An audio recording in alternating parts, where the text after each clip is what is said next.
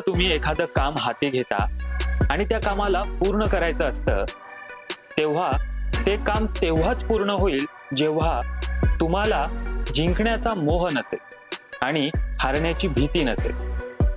जेव्हा या दोन्ही गोष्टीचा तुम्ही विचार करणार नाही, तेव्हा फक्त तुम्ही त्या कामावर विचार करा.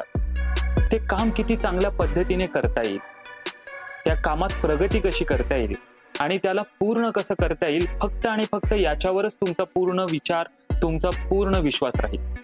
आणि त्याच्यामुळे तुम्हाला भविष्याची चिंताही वाटणार नाही की मी जिंकणार की हरणार, काय होईल कसं होईल, सगळं निघून जाईल.